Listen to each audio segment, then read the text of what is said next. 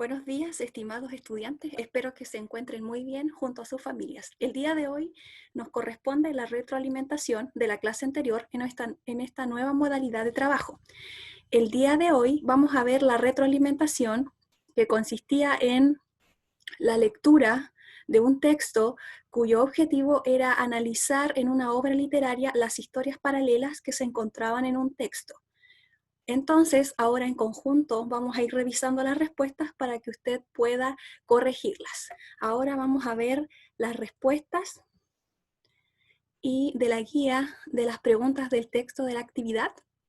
Acá tenemos la pauta de corrección del texto Es que somos muy pobres de Juan Rulfo, el cual presentaba una historia paralela entre tres personajes, los cuales eran Pedro, Juan y Jacinta, donde la historia transcurría en una ciudad y así los personajes interactuaban entre sí. Ahora vamos a la revisión de preguntas.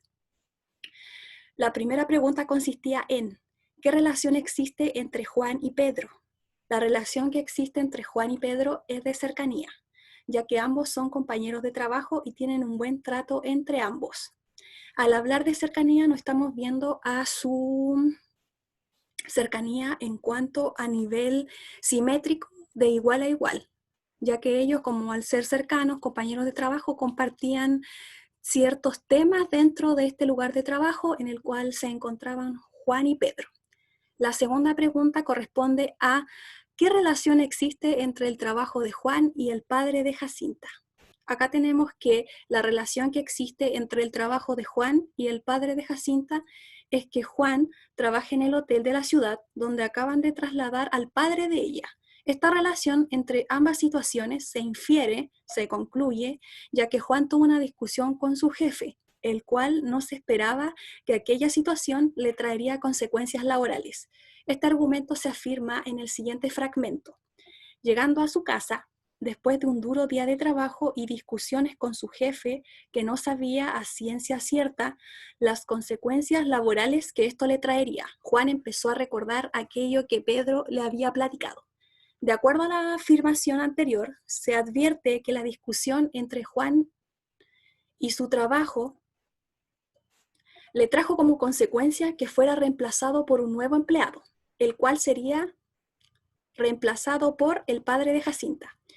Luego tenemos que según la aseveración se infiere que es el padre de Jacinta, quien comenzará a trabajar en el hotel donde Juan y Pedro trabajan, porque Juan recuerda que Pedro le había comentado la historia de Jacinta, su familia y el traslado de trabajo de su padre, lo que se manifiesta cuando platicamos y empezó a contarme su historia. Nosotros venimos del norte, dijo Jacinta. Somos 5 en la familia. A mi padre lo acaban de mudar del trabajo a esta ciudad y apenas estoy empezando a conocerla. Mi padre, don Arnulfo, es gerente del gran hotel que está en el centro de la ciudad. Luego tenemos la número 3. ¿Cuál es el argumento de la historia? El argumento de la historia corresponde a una historia realista, donde se nos presentan los acontecimientos que le ocurren a Juan, Pedro y Jacinta, con respecto a una situación cotidiana sobre el ámbito laboral. 4. Explique la situación de Juan y la de Jacinta.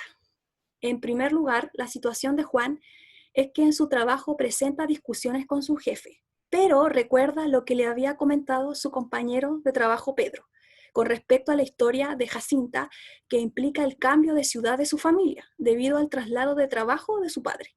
En segundo lugar, tenemos que la situación de Jacinta es que debido al cambio de trabajo de su padre, ella debe, junto a su familia, vivir en la ciudad donde trabajan Juan y Pedro. La noticia sobre el cambio de ciudad debido al traslado de trabajo de su padre es descrita por Jacinta cuando le cuenta su historia a Pedro cuando él se encuentra con ella. Esta es la última pregunta, ya dentro del texto de que estábamos analizando, el cual presentaba una historia paralela.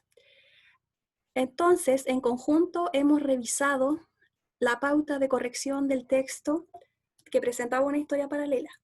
Ahí, ahora usted puede revisar sus preguntas, corregir sus respuestas y así ir mejorando su aprendizaje. Cualquier duda que usted tenga referente a las preguntas puede escribirme a mi correo email que se encuentra en el aprendizaje remoto.